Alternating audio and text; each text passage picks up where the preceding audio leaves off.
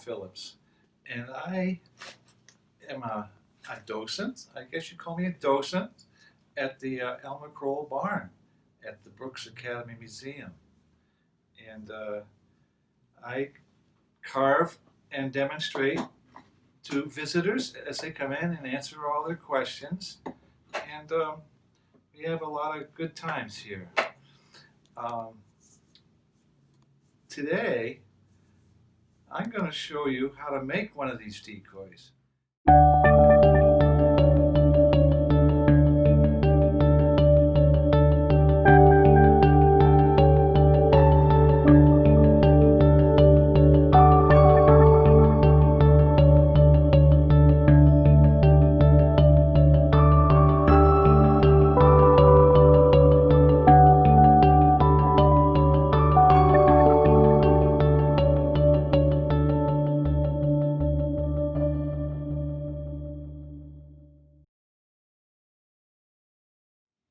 As you can see, I've gone a little further with it, and I want to just do a little work on the bottom in the rump area of the decoy. So when I look at this and imagine it floating in the water, I think of where the water line will come out, which would be above the seam here. There's a seam right here. It'll probably be right about there. That's where it'll look. That's what it'll look like in the water. This part would be showing. And it'll bring the tail down closer to the water, the way it should be, the way a duck floats in the water. It's something that I should probably mention to you about the center line on the piece that we're working here. Every decoy this should be done to every decoy. While the decoy is still square, has 4 sides, the silhouette's been cut out. The top silhouette and the side silhouette have been cut out. You should take your ruler and measure from the outside edges all the way through the profile on the top and get your center line. That way, as you're carving, you're going to keep it even on both sides and it'll look balanced. It's a very important thing not to forget. When I put the board bottom in place on the body here, it still had straight sides all the way around. And I have to carve away the outer edge of the board so it conforms with the curve of the body on the bottom of the decoy. Now these dotted lines you see here, I have to put on, that determines the inside cut of the hollow part of the decoy. I do not want to go beyond that because I take a chance of going right through into the void, the hollow area. So I put the dotted lines in, and then I carved it all away. This area and this area I have to carve away a little bit. So I am going to do that right now. Just a little bit. These are just little details to give it a little bit more of a realistic look.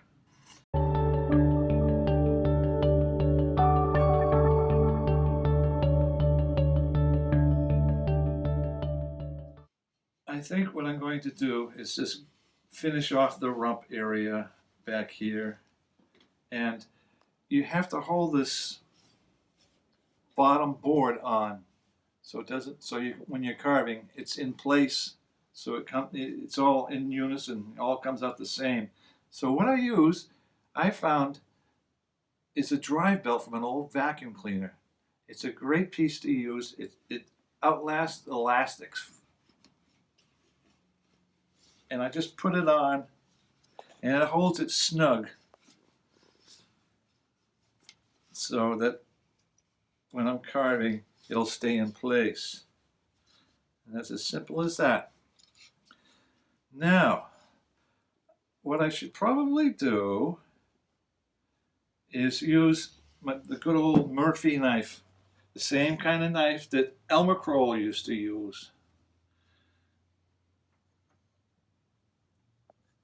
He really swore by these knives. They work well, and there's a good high carbon steel in these blades, and they hold an edge very well. So, I don't have to do much here, but I just want to define the coverts, the lower coverts feathers that overlap the tail. So I'm going to just make it more accentuated. I think I've already told you that I'm working with white pine today on this bird. I use white cedar when I can, but white cedar is becoming more difficult to find, to purchase. There is a cedar belt, white cedar belt that dips down from Canada into the northern part of Maine. And I drive up to that area, that region, and I can find what I need. I think I'm just going to start sanding away. And this is a pretty tedious job doing this part of the decoy making. It takes a lot of pressure with your hand. And I like to use an 80 grit sandpaper. It doesn't have to have a fine finish like I've mentioned earlier, because you don't want a real extra smooth surface, because then you get a glossy effect after you've painted it, and it reflects more light. But you should get all the roughness out of the surface.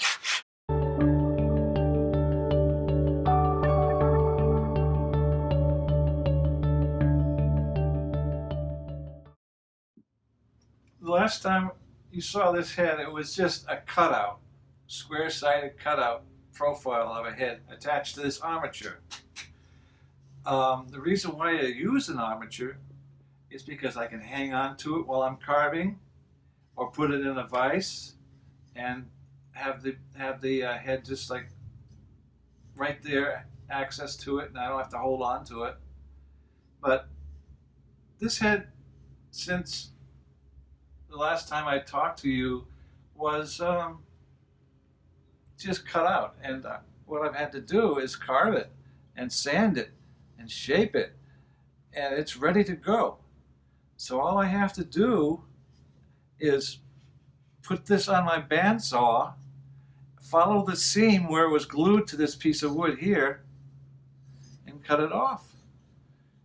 And once I have the head separate, I have to determine where it's going to sit on this flat area here on the body, and just make a little X where I drill a hole into the body. This is all solid wood right here in the front. There's no hollow part in here. And the size of the hole determines what size dowel you use to attach the head and hold it in place. And at that point, with the head on, the duck decoy becomes alive. I like to use glass eyes. I've already made the holes for the eyes.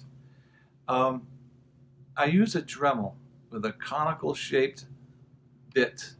I'll just push it right into the head and follow the little hole that I've drilled through the head, so it's lined up correctly on both sides. And I'll just push that Dremel tool right into there and make a pretty deep hole to hold a 10 millimeter size glass eye. The carving detail at this point is up to the discretion of the carver, because in my case, I like to paint detail in a lot. Some carvers like to carve in each feather or burn it in with a wood burning set, iron.